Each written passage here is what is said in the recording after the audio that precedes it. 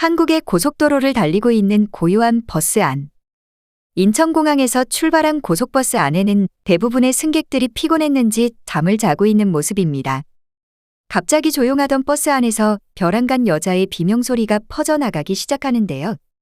잠시 후 비명을 지르던 금발의 외국인 여성은 패닉에 빠진 듯한 초점을 잃은 눈에 몸을 부르르 떨고 있습니다. 과연 이 외국인 여성에게는 무슨 일이 있었던 것일까요? 독일 여성의 사연입니다. 안녕하세요. 저는 독일 하노버라는 도시에 살고 있는 4살이 된 아들 루이를 키우고 있는 야스민이라고 합니다. 태어나서 단 한 번도 독일을 떠나 다른 곳을 여행해 보지 못했는데 얼마 전에 남편과 아들과 함께 처음으로 해외여행을 하고 돌아왔는데요. 독일과 가까운 유럽 국가가 아닌 아시아에 있는 한국을 여행하고 왔습니다. 그곳에서 다시는 겪고 싶지 않은 아찔한 경험을 했었고 죽을 때까지 잊지 못할 소중한 기억들을 만들었습니다. 첫 여행지를 고민 끝에 한국으로 선택한 이유는 여러 가지가 있지만 가장 큰 이유는 루이가 안전하게 여행할 수 있게 치안이 좋은 나라를 골랐습니다.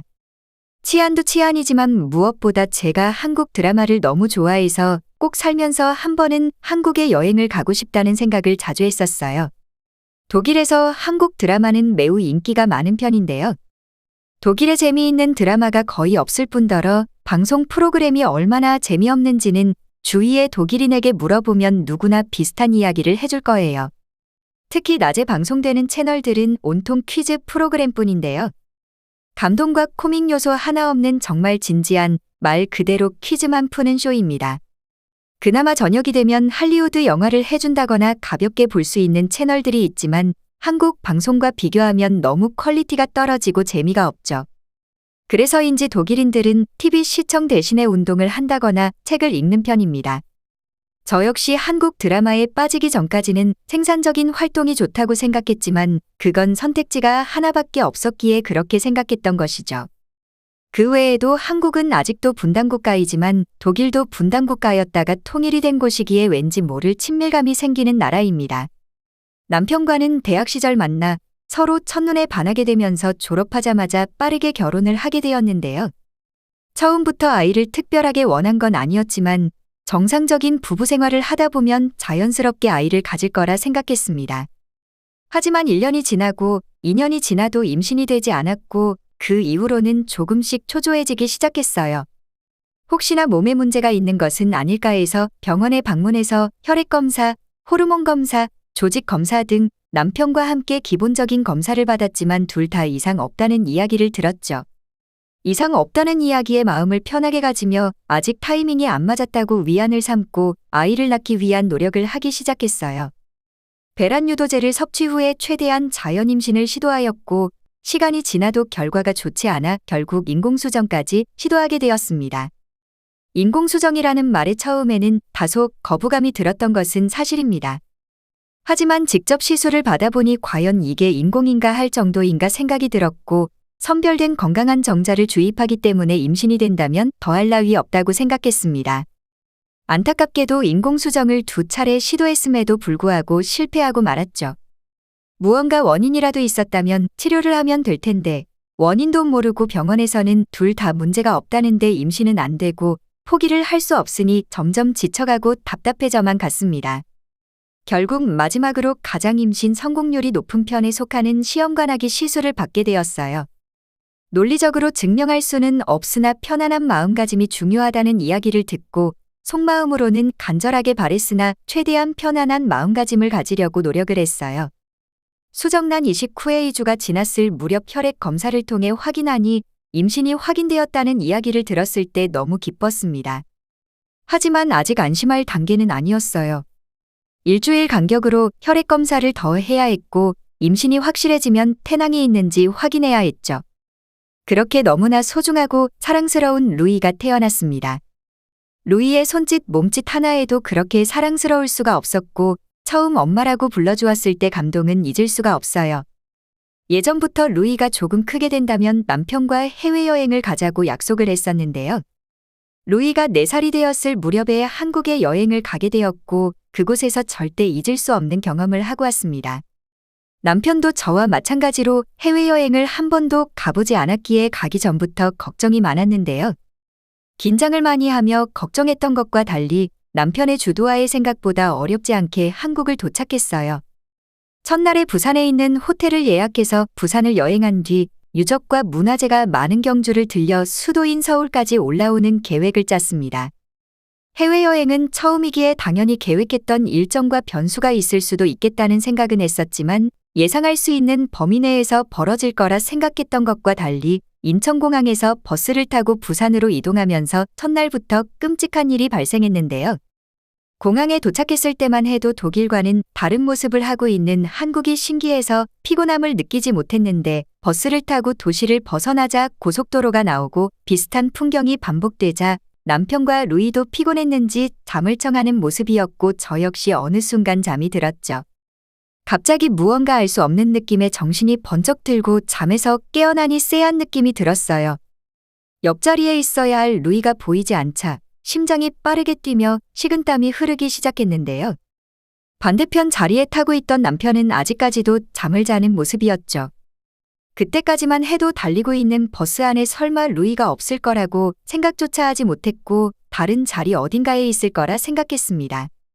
하지만 절망적이게도 루이의 모습은 어디에도 보이지 않았는데요. 저는 그 상황이 믿기지 않고 너무 놀라서 비명을 지르고 자리에 주저앉았는데요.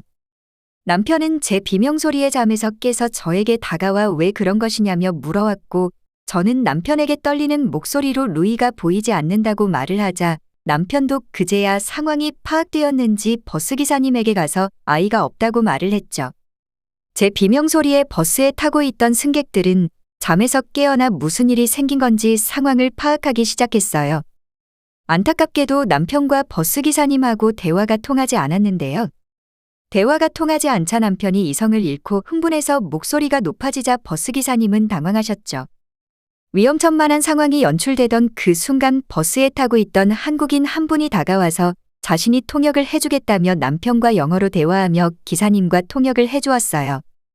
통역을 통해 기사님도 아이가 없어졌다는 사실을 듣고 나서 가장 가까운 휴게소로 진입하여 차를 세웠는데요.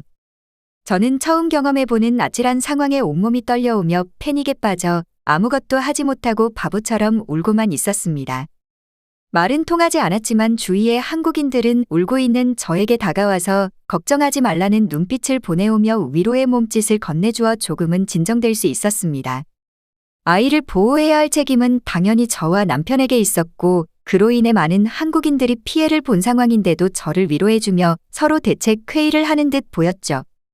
기사님께서는 아이가 없어졌다면 전에 들렸던 금강 휴게소뿐이라며 그곳으로 연락을 해서 혼자 있는 외국인 아이가 있는지 확인을 해달라고 말을 하였고 이미 한국인 한 분은 경찰에 신고를 하여 이쪽으로 오고 있다는 이야기를 들었어요.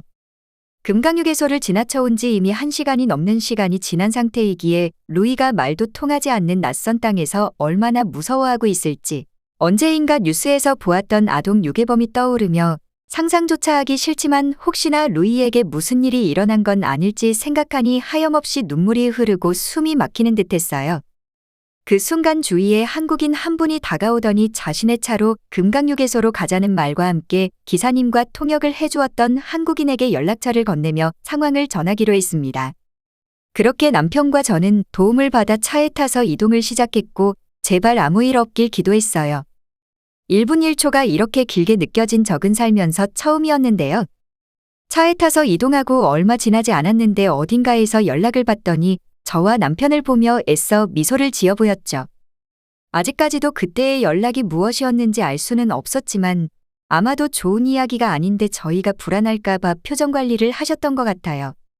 숨 막히던 시간이 흘러가던 그 순간 다시 연락이 오고 밝은 목소리와 함께 찾았다는 이야기를 들었죠.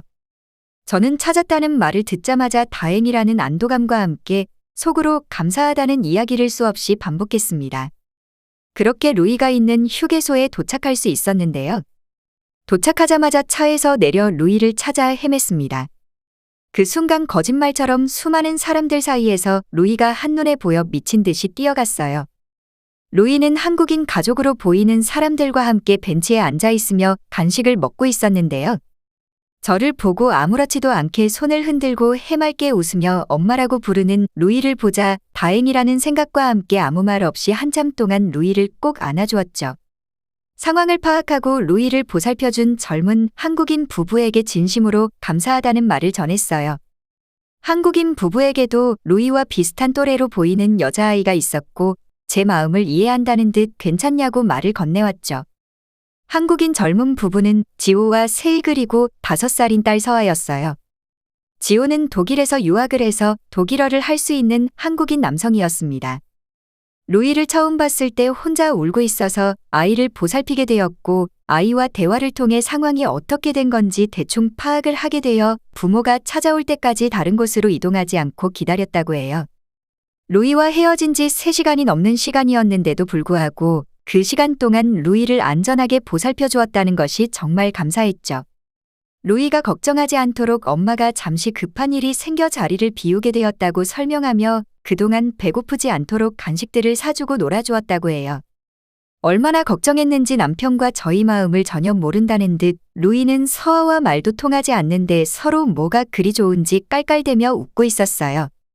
휴게소까지 자신의 차로 데려다 주셨던 한국인 남성분에게도 정말 감사하다며 사례를 하려고 하자 손사래치며 그걸로 아이 맛있는 거 사주라며 떠나가셨어요. 버스기사님에게도 연락하여 아이를 찾았다고 소식을 알렸고 도움을 드렸던 분들께 사례를 하고 싶었으나 그 누구도 사례를 원하는 사람이 없었어요. 지호는 저희에게 목적지를 물어보더니 자신들도 부산에 산다고 잘 됐다며 숙소까지 데려다 준다고 해서 같이 이동하게 되었어요. 부산에 도착해 사례를 거부하는 지호네 가족들에게 어떻게든 보답을 하고 싶어서 식사라도 대접하게 해달라고 애원하다시피 말을 해서 같이 밥을 먹었습니다. 식사를 다 하고 나서 계산하려고 보니 이미 지호가 계산했다면서 다음에 자신의 가족이 독일에 가게 되면 그때 이자까지 쳐서 얻어먹겠다는 말을 했죠. 그렇게 연락처를 교환하고 저희를 숙소 앞까지 데려다주며 한국어를 못하는 저희를 위해 예약한 숙소가 맞는지 확인까지 해주는 믿지 못할 친절함을 보여주었어요. 루이는 서아와 정이 많이 들었는지 헤어지기 싫다며 한참을 울기까지 했죠. 길고 긴 하루가 지나가고 숙소에 도착하자 온몸에 힘이 쭉 빠지면서 아무것도 할 수가 없었는데요.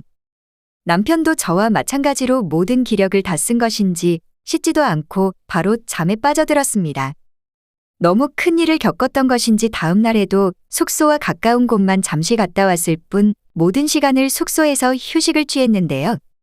남편과 맥주를 한잔하며 있었던 일들을 서로 말하면서도 도움을 주었던 한국인들이 믿기지 않는다는 이야기를 몇 번이고 말을 했죠. 당시에는 패닉에 빠지고 너무 정신이 없어서 몰랐지만 버스에서 통역을 해주었던 분과 저를 안심시키기 위해 버스에 있던 많은 분들 중에는 분명 급한 일이 있는 사람도 있었을 텐데 그 누구 하나라도 불만을 표현하는 사람은 볼 수 없었고 아이를 찾아주기 위해 모두가 노력하는 사람들 뿐이었습니다. 한국이 아닌 다른 나라에서 같은 상황이 발생했다면 어떻게 되었을까 상상조차 하기 싫지만 아마 그 어떤 곳도 한국처럼 그리고 한국인처럼은 할 수 없겠죠. 말은 통하지 않았지만 그들이 보여준 눈빛들과 감정들은 제 마음속으로 다 느낄 수 있었습니다. 그 이후 한국 여행에서는 무슨 일이 생기더라도 안전할 거라는 믿음이 생겼는데요. 그러자 심적으로도 너무 편해졌고 온전히 한국을 즐길 수 있었습니다. 먼저 마음을 열고 한국인들에게 다가가면 선한 마음으로 몇 배를 저에게 되돌려주는 따뜻한 경험을 할 수 있었어요. 어딜 가나 한국인들은 루이를 귀여워해주고 좋아해준다는 걸 느낄 수 있었고 루이가 장난치다 홀로 넘어져도 주위의 한국인들은 망설임 없이 아이에게 다가가 괜찮은지 물어왔죠. 아이를 소중하게 생각하고 지켜준다는 느낌이 강했습니다. 그런 한국인들의 마음을 느꼈는지 루이도 한국 여행 내내 시종일관 밝은 표정이었죠. 가끔은 자신이 원하는 장난감을 사주지 않아서 사람이 많은 곳에서 서럽게 울기도 해서 곤란했지만 아이가 울면 한국인들은 짜증이 날 수도 있는 상황에서도 오히려 그런 루이를 보며 웃어주고 저와 제 남편에게 고생한다는 듯한 무언가의 메시지를 전해오는 듯했어요. 독일에서는 느낄 수 없었던 감정들을 한국 여행에서 많이 느꼈죠. 한국은 수도인 서울만 발전된 것이 아니라 제가 가보았던 도시들은 전부 현대적인 건물의 높은 고층 빌딩과 아파트가 즐비했고 발전되어 있었습니다. 정말 신기하게도 거리에는 쓰레기통을 볼 수 없었는데도 한국인들의 높은 시민의식을 보여주듯 거리는 쓰레기 하나 없이 깨끗하고 항상 질서 있는 성숙한 모습들을 볼 수 있었어요. 여행 내내 맛있는 음식들을 마음껏 먹었고 아름다운 풍경들과 다양한 체험들도 즐겼습니다. 한국에서의 여행은 저뿐만 아니라 저희 가족에게 많은 변화를 주었는데요. 루이를 한국인들처럼 선한 마음을 가지고 올바르게 클 수 있도록 최선을 다하고 있습니다. 독일로 돌아와서도 한국을 잊지 못해서 한국 음식을 만들어 먹고 있는데요. 다시는 경험하고 싶지 않은 아찔한 경험을 했지만 그로 인해 한국 여행에서 더욱 안전하다고 느끼며 행복한 여행을 할 수 있었어요. 지금도 한국이라는 나라를 마음속으로 떠올리면 마음속 한편이 따뜻해지곤 합니다. 한국에서의 행복했던 기억들은 지금도 저에게 최고의 순간으로 남아있죠. 누군가 저에게 여행지를 추천해달라고 한다면 저는 망설임 없이 한국을 꼭 경험해 보라고 말해줄 거예요. 맛있는 음식과 아름다운 문화가 존재하는 곳이고 그 어느 곳보다도 안전하고 따뜻한 한국인들의 정을 느낄 수 있다는 것만으로도 평생 잊을 수 없는 좋은 경험을 하고 올 수 있다고 말이에요. 시청해주셔서 감사합니다. 바쁘시더라도 구독, 좋아요 한 번씩 부탁드립니다. 영상 제작에 큰 힘이 됩니다.